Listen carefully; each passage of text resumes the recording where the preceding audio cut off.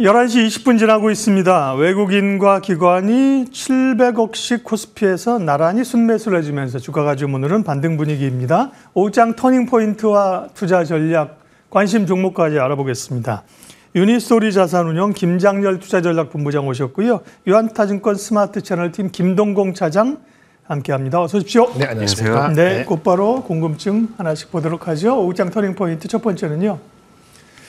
예, 삼성바이오가 오늘 실적 발표하는군요. 바이오 투자 심리를 다시 좀 불지필 수 있을까? 뭐 바이오는 조정이 듯하면서 사실은 뭐 추세가 꺾이지는 않았죠, 그죠? 계속 순환매가 나오고요. 삼성바이오로직스는 실적 발표 오늘 하는데 시간은 안 나왔군요. 아직 발표 안 한 것 같은데 바이오에 대한 시각은 김장렬 본부장님 어떠실까요? 주도주가 크게 없을 때 금리 인하라는 큰 대세 속에서 많이 상승을 했고요. 개별 주식에 대해서도 좋은 얘기가 좀 전에 말씀하신 삼성바이오로직 말고도 몇 가지가 있었죠. 유한양행, 그다음 리가켄바이오, 기타도 알테오전도 있었기 때문에 분위기가 좋았는데 오늘 같은 날은 이제 다른 쪽의 섹터가 이제 반등을 하면은 또 차익 실현이 나올 수 있는 어떤 상황적인 게 됩니다. 방산도 그렇고요. 그런 차원에서의 어떤 순환모에서의 약간 조정까지는 아니더라도 숨고르기 또는 조정일 수도 있고요. 일부 많이 오른 종목은 그런 어떤 형국에 들어온 것 같습니다. 네. 그러게요. 최근에 관심 있었던 건 이제 물론 이제 그 앞쪽에는 생물보안법 이런 거로 CDMO 오늘 삼성바이오도 실적 발표하지만 최근에는 비만 치료제 이제 위고비 국내 판매하면서 관련된 이슈들이 꽤 있었습니다. 김동공 차장님 바이오 시각이요? 네, 사실 조정이 이제 국내 증시, 글로벌 증시에서 있었던 걸 8월로 본다라고 하면은 조정의 사유들은 사실상 대부분 이제 해소가 됐거든요. 미국은 이제 좀 견조한 지표들이 좀 나오고 있고요. 중국도 이제 부양 정책들이 일단 좀 나오고 있는 상태고, 중동발 이슈는 있기는 합니다만 그래도 지정학적 리스크가 시장의 추세를 훼손시켰던 적은 없었습니다. 근데 이런 것들이 해소가 됐었는데 국내 증시만 일단 사실상 못 가고 있는 상태들이 일단 좀 나타나고 있는데 거래 대금이 이제 좀 말랐기 때문이라고 좀 볼 수가 있을 것 같거든요. 근데 이렇게 거래 대금들이 말랐을 때는 이제 시장의 자금들이 수익을 찾아서 이제 우르르 이제 좀 몰려다니는 이제 모습들이 좀 나타나게 되는데 이런 모습들이 이제 나타날 때 가장 좀 강하게 반응을 하는 것들이 좀 바이오 섹터가 아닌가라고 일단 좀 생각을 좀 하고는 있습니다. 그런 흐름들에서 최근에 이제 바이오주들이 조금 많이 올라오고 있는 것다라고 좀 볼 수 있을 것 같고요. 그리고 또 한 가지 이제 이슈들도 이제 재료들도 일단 좀 가지고 있는 상태인데 일단 가장 대표적으로 볼 수 있는 것들이 미국의 생물보안법이 일단 좀 통과가 하원에서 일단 좀 통과가 되었다는 것인데 이것들이 이제 일회성으로 그치는 것들이 아니라 이제 조만간에 이제 상원에 대한 이제 통과가 이제 좀 앞두고 있고 그 이후에 대통령 서명까지 일단 좀 남아 있는 상태이기 때문에 이 생물보안법에 의한 CDO, CDMO 관련된 업체들에 대한 수혜들은 좀 계속해서 이제 좀 시장의 이슈들이 계속해서 생산이 될 가능성들이 일단 좀 높습니다. 그렇기 때문에 삼성바이오로직스, ST팜, 이런 바이넥스 이런 CDO 관련된 종목들은 일단 좀 시장에 재료들이 생산되면서 계속해서 이제 좀 시각을 계속해서 시선을 이제 뺏는 그런 모습들이 좀 나타날 수 있을 거로 보이고 있고요. 그리고 삼성바이오로직스 같은 경우가 아무래도 가장 이제 좀 덩치가 크기 때문에 관심사들이 일단 좀 많이 몰리고 있는 그런 기업이라 좀 볼 수 있을 것 같은데 최근에 이제 1조 7천억 규모 이제 계약을 일단 좀 체결을 했습니다. 10년짜리 계약이라 가지고 아직까지 이제 그 수익에 바로 이제 비교는 안 되겠습니다만 7월 달에 한 1조 원 정도의 계약들이 있었는데 1조 7천억까지의 계약들을 갖추면서 이제 역대 최고의 수주를 또 한 번 갱신을 하는 모습들이 좀 나타났었거든요. 최근의 모습들은 결국 이제 CDO 관련된 생물보안법이 바이오주의 핵심이라고 개인적으로 좀 보고는 있고요. 그 때문에 바이오주에서는 이제 이런 식으로 CDO, CDMO 관련돼 있는 것들 좀 관심을 좀 가져보면서 가는 게 좀 좋지 않을까라고 생각을 하고 있습니다. 네, 삼성바이오는 강보합인데 요타바이오 오늘은 조정폭이 꽤 있군요. 보면 유한양행이 4%고 리가캠이 5%고 차익이 조금 오늘 좀 나옵니다. 바이오 전략 살펴봤습니다. 다음 주제 볼게요. 삼성전자에 대한 외국인들의 순매도가 31거래일째 역대급 기록적으로 나타나고 있는 그런 상황입니다. 그런가 하면 이제 SK하이닉스는 내일 실적 발표를 하는데요. 오늘도 보면 삼성전자 1%, 하이닉스가 3%로 상대적으로 강세를 나타내고 있죠. 김장렬 본부장님. 네네. 삼성전자와 SK하이닉스 포인트 알려주십시오. 네, 이 정도로 가는 것 같습니다. 네? 이 정도로. 삼성전자 하이닉스 3% 가면 하이닉스 3% 가면은 삼성전자 1% 따라가고, 만약 하이닉스가 보합이나 마이너스가 하면은 하이닉스 삼성전자는 마이너스 폭을 더 넓히고, 이런 그런 식도 커플링이라 하면 커플링이라 할 수 있죠. 반도체 같이 하고 있으니까요. 그 분기점이 어떻게 되느냐는 것은 내일 실적 발표에서 하이닉스가 차별화되는 모습을 얼마나 더 보여주고, 시장 전망에 대해서 얼마나 투자자들의 그 눈높이를 맞추냐에 따라 갖고 좀 많이 크게 달라질 수도 있습니다만은, 일단 패턴은 이 정도가 맞는 것 같아요. 그 질문은 아마 그 하이닉스 삼성전자를 사고 팔고 하이닉스를 사는 패턴이 언제까지 지속될 것이냐라는 거는 내일 분기점인데, 지금까지 외국인이 많이 팔았기 때문에 삼성전자는 사실상 손절매 할 수 있는 물량은 대략적으로 7만 원 위에서 손절매 할 수 있는 물량은 아마 한 2, 3천만 주 3천만 주 조금 안 되게 남아있지 않을까 싶습니다. 그 정도기 때문에 5만 8천 원을 사수하느냐 여부가 상당히 매우 엄청나게 중요한 상황이 될 것 같고요. 이번 주하고 다음 주 삼성전자 실적 발표 때까지 5만 8천 원을 만약에 지켜낸다면은 아마 기간 조정에 차원만 남은 것 같고요. 만약 그때 그걸 못 버티고 내려간다면은 그때는 손절매 물량이 한 번 더 남아 있을 수도 있다. 이렇게 말씀을 드릴 수 있겠습니다. 외국인이나 기관은 뭐 종목별 롱숏이군요. 보니까 SK하이닉스는 사고 있고 삼성전자 팔고 있고 그죠? 근데 뭐 SK하이닉스가 좋은 실적 나와서 주가 오면 사실은 차익 나오고 또 이제 반대편으로 갈 그런 개연성도 또 있어 보입니다. 네, 김동공 차장님은요, 시각. 네, 반도체는 지금 AI와 BAI를 좀 나눠야 되는 때가 아닌가라는 생각들이 좀 드는데요. 얼마 전에 ASML과 TSMC 실적이 발표가 있었죠. ASML에 대한 실적들은 이제 뭐 무난하게 나오긴 했습니다. 근데 이제 수주를 보면은 이제 한 반토막 정도 나는 모습들이 좀 나타났었는데, 이 ASML이 팔고 있는 이 노광 장비가 이제 뭐 2천억에서 한 5천억 정도 이제 한다고 좀 알려지고 있는데, 이게 한 연간 한 60대 정도 이제 생산이 됩니다. 이제 그렇기 때문에 이거 사이즈가 꽤 큰 이제 장비이기 때문에 살 수 있는 곳들은 한정적이라고 좀 볼 수 있는데요. 뭐 삼성전자, 뭐 SK하이닉스, 뭐 TSMC, 뭐 인텔 요 정도로 이제 꼽을 수가 있겠죠. 근데 최근에 이제 삼성전자랑 인텔이 이제 조금 투자 규모를 좀 줄이는 모습들이 좀 나타나면서 여기에서의 수주가 이제 좀 날아가는 모습들이 좀 나타났고, 그것들이 ASML에 대한 실적들을 이제 그러니까 수주를 이제 끌어내리는, 수주 전망치를 끌어내리는 모습들을 보였다라고 좀 볼 수 있을 것 같은데, 결국 여기에서 좀 주목을 해봐야 될 것들은 AI에 지금 편승을 하고 있지 못하는 이제 삼성전자와 이제 인텔 같은 경우는 지금 이제 실적 전망치가 좀 안 좋고, 하지만 여기에 적절하게 좀 편승을 하고 있는 TSMC 같은 경우는 실적들이 상당히 좀 잘 나왔단 말이에요. 그럼 이제 우리나라 기준으로 좀 살펴본다라고 하면 결국 삼성전자와 SK하이닉스, 엔비디아의 납품이 잘 되고 있는 SK하이닉스와 엔비디아 납품을 못하고 있는, AI 편승을 하지 못하고 있는 삼성전자, 이 두 가지로 좀 나뉜다라고 좀 볼 수 있을 것 같은데, SK하이닉스 대비 삼성전자가 열의를 보이고 있는 흐름들은 일단 상당 부분 상당히 좀 지속이 될 가능성들은 좀 높을 것 같습니다. 언제까지 지속이 될 거냐라고 한다라고 하면, 삼성전자가 엔비디아의 의미 있는 납품을 HBM3E에 뭐 8단이라도 납품을 하는 모습들이 좀 나타나지 않는다라고 하면은 결국은 이러한 흐름은 좀 지속이 될 수밖에 없다라고 좀 볼 수 있을 것 같고요.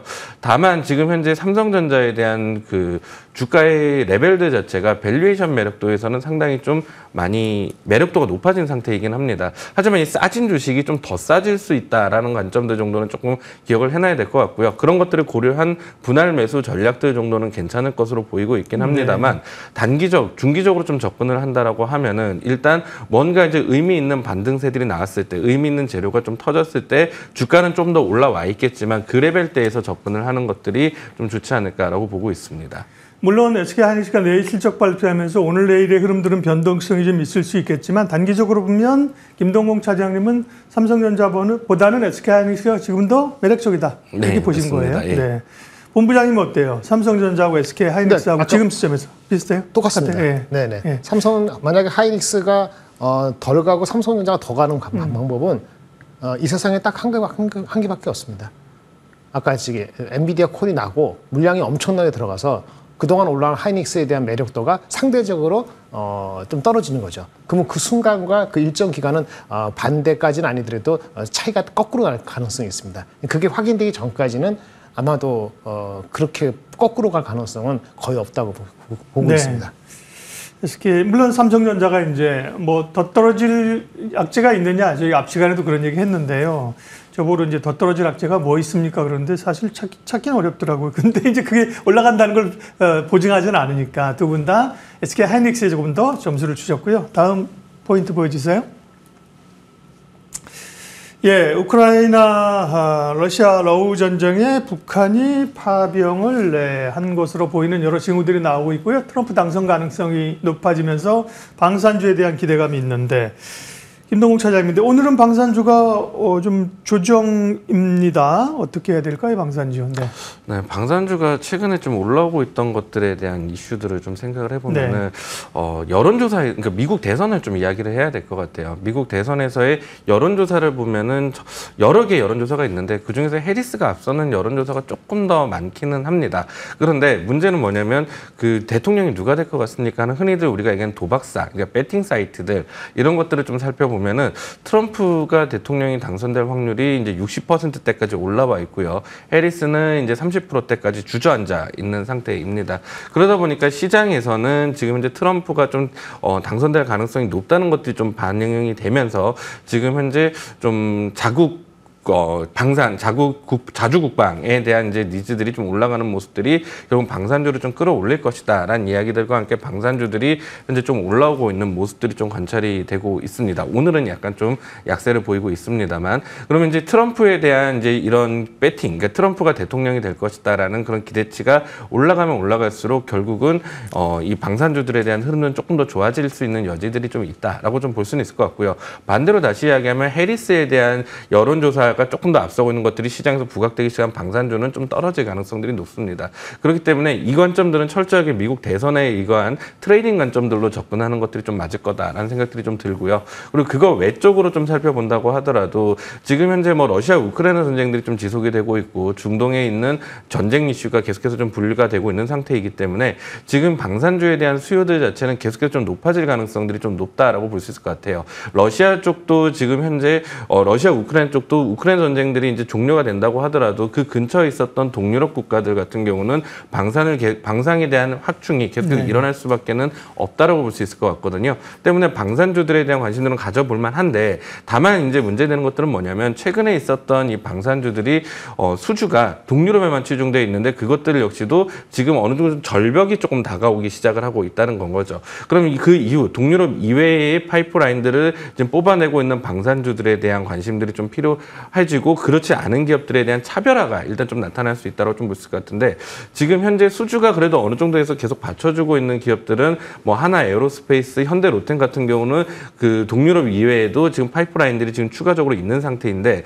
다른 기업들 같은 경우는 아직까지는 조금 더 증명을 좀 더 해야 되는 상태가 좀 되지 않을까 싶습니다. 때문에 방산주들은 지금 조금 좀 중장기적으로 본다라고 하면 좀 나눠서 일단 좀 봐야 될 것 같고요. 단기적인 시각에서는 미국 대선에 의한 이슈에 의한 출렁거림이 앞으로 계속해서 반복되지 않을까라고 볼 수 있을 것 같습니다. 네.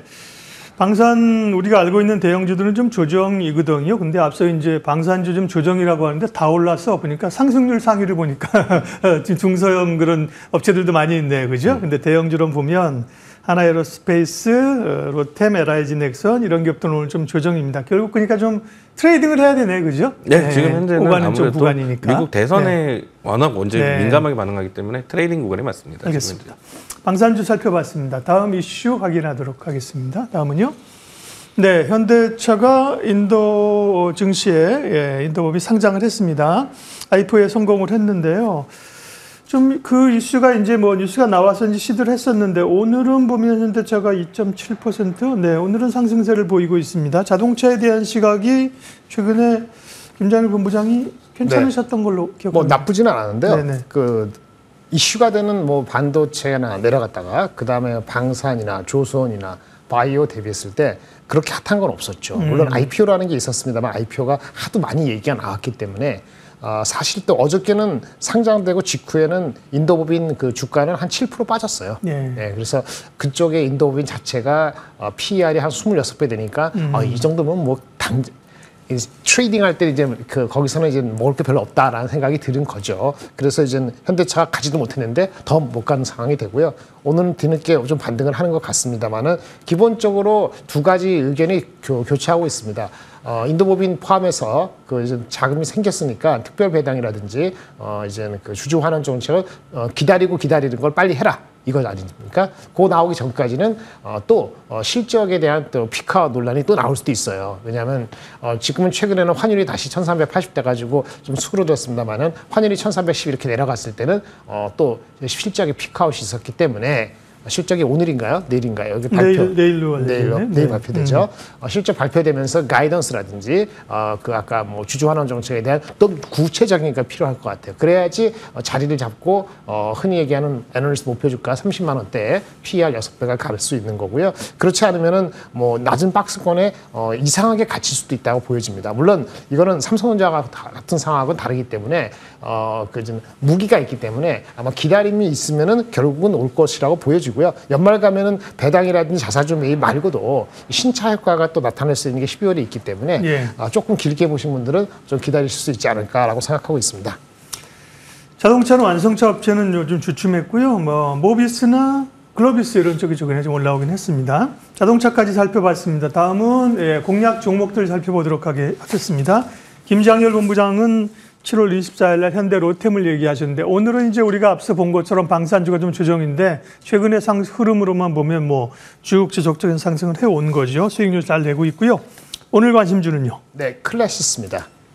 클래시스가 뭐가 좀 이슈가 좀 있었죠? 있었습니다. 네네. 어저께 많이 빠졌었죠. 네. 오늘은 왔다 갔다 하는 것 같습니다만 이젠 그 클래시스의 최대 주주는 그 이제 PEF입니다. 베인 캐피탈이 갖고 있는데 60% 갖고 있는데 어저께 주가가 많이 빠진 거는 이 클래시스가 신주 상장 얘기도 있었고 M&A 얘기도 있었고 일단 매각한다는 거. 매각하면 매각 가격이 뭐 5조 시총 5조대다. 그럼 지금보다도 엄청 높은데 그럼에도 불구하고 빠졌죠. 주가가 많이 빠졌어요. 물론 그리고 또 클래시스가 원래 인수하기라는 이루다. 그거 신주 발행 주식의 그 상장도 겹치고 했는데 핵심은 왜 매각하지? 최대 주주가? 왜냐면은 베인 캐피탈이 산지가 PF 어차피 뭐 팔라고 사는 건데 뭐. 물론 그런데 베인 캐피탈이 22년도 6월인가 7월인가 그때 샀어요. 죄송합니다. 22년 4월에 그때 17,000원에 샀거든요. 보통 한 4, 5년 가져가죠. 5년인가 그렇죠. 그 텀이 있는데 아직 여유가 있는데 왜 했느냐. 성장성에 대한 의문을 갖고 있는 거 아니냐. 그 퀘스천이 가장 주가의 발목을 잡은 것 같습니다. 근데 지금 말씀하신 거로 단순 수익률이 300%가 넘어요. 그러게요. 빨리 할 수도 있죠. 그렇죠. 그래서 일단 그 약간 과한 것 같은데요. 일단은 만약에 진짜 이게 성장성에 문제가 있어서 얘네들이 파는 거라 하면은 그 매수하는 인수자는 바본가요? 매수하는 인수자가 들어와서 보니까 성장성이 안 좋으면은 지금 뭐 5조에 사겠습니까? 그래서 매각 실사를 가졌을 때 실제 문제가 있는 거라면은 성장성에 문제가 있는 거라면은 그때 가서 판단은 되니까 지금 매각한다는 거 뉴스만 가지고 판단을 그렇게 할 필요는 없다고 보여지고요. 혹시 이게 루머일 뿐이고 안 판다. 그 주가가 빠진 거잖아요. 주가가 많이 올라갔어요. PER 20배, 30배 갔기 때문에 조금 숨고르게 하면 오히려 기회일 수도 있다. 매각이 안 돼도. 근데 실제 매각을 진행하면은 이때는 생각을 해야 됩니다. 이게 공개 매수를 할 것인지 주식을 다 사서 상장 폐지하는 오스템 브란치처럼 이렇게 하면 베스트죠. 그러면 뭐 76,000원에 사겠다는 건데 갖고 있으면 되는 거지 않습니까? 근데 혹시라도 그거를 만약에 일부만 그냥 자기네 주식만 팔면은 그때는 디스카운트 아니지 좀 골 때려지는 상황이 됩니다. 근데 일단은 제가 봤을 땐 더 밀리면은 저가 매수의 기회 내지는 못 산 분한테는 기회일 수도 있다고 보여집니다. 클래시스 얘기하셨고요. 김동공 차장님 오늘 관심주요. 네, HD 한국조선해양 일단 조선주. 네, 조선주 준비했습니다. 일단 최근 들어서 이제 나왔던 이슈들 중 하나가 중국이 조선 소주를 다 쓸어가고 있고, 그래서 우리나라는 일단 조선을 지금 좀 많이 좀 약해지고 있다 이런 이야기들이 좀 나타났었고, 그래서 조정도 일단 좀 나타났었습니다. 근데 여기에서 이 이슈들을 좀 한 가지 생각을 해봐야 될 것들이 무엇이냐면, 우리나라의 도크가 텅텅 비어 있는데 중국이 만약 수주를 쓸어간다라고 했을 경우에는 문제가 되는 것들이 많습니다. 근데 우리나라의 지금 현재 그 도크 가동률들을 살펴보면은 105.2% 나오고 있습니다. 작년 동기를 좀 생각을 해보면 92%거든요. 이미 도크는 다 차 있고요. 앞으로 한 3년치 일감들은 다 수주가 되어 있는 상황이라고 좀 보면 될 것 같아요. 그렇기 때문에 중국 자체가 조선 그 도크들 자체가 많기 때문에 쓸어가고 있는 거고, 조선 사업들이 지금 화랑이기 때문에 쓸어가고 있는 건 거지, 한국 조선사들이 지금 장사를 못해서 지금 중국이 다 쓸어가고 있다 이런 개념들은 맞지가 않고, 않거든요. 우리나라는 충분히 고부가치 선박들 위주로 도크를 채워서 지금 현재 배들을 만들어내고 있는 상태이기 때문에 중국이 양적으로 지금 뭐 수주를 계속 쓸어가고 있는 것들은 조선사 입장에서는 크게 문제가 되지 않는다라는 것들 하나 좀 볼 수 있을 것 같습니다. 또 한 가지 좀 살펴봐야 될 이슈들은 무엇이냐면 조선사들이 과거에 주가가 좋지 않았던 이유가 이미 저가로 이제 수주를 이제 받아놨었는데 자재 비용들이 올라가면서 이것들이 건조를 하면 건조할수록 적자를 보는 구조를 가지고 있었거든요. 이 적자 수주 물량들을 지금 현재 거의 다 털어내고 있는 자리입니다. 그 중에서 가장 많이 2023년 말에 이미 다 털어낸 것들이 이제 현대 HD 한국조선해양이고요. 그리고 삼성중공, 하나오션 같은 경우 올해 이제 다 네. 털 것으로 예상이 되고 있고, 삼성중공업은 이제 내년에 이제 거의 다 털릴 것으로 보이고 있거든요. 그렇다면 적자 선박들을 이미 다 털어낸 HD 한국조선해양이 그래도 조선사 중에 제일 좋지 않을까라는 관점들에서 한번 관심 가져보시면 좋을 것 같습니다. 네. 가격 전략은 특별히 제시하시진 않으시고요. 네, 일단은 네. 이제 제시하는데 네. 좀 더 약간 업사이드는 열려 있다. 네. 이쪽으로 보시면 좋을 것 같습니다. 전고점은 한 21만 원 3천 원에 있고요. 지금 주가는 19만 7천 원이네요. 예, 수요일 오후장 터닝포인트와 관심 종목 유니스토리 자산운용 김장열 본부장, 유한타증권 김동공 차장 함께했습니다. 고맙습니다. 네, 감사합니다. 감사합니다.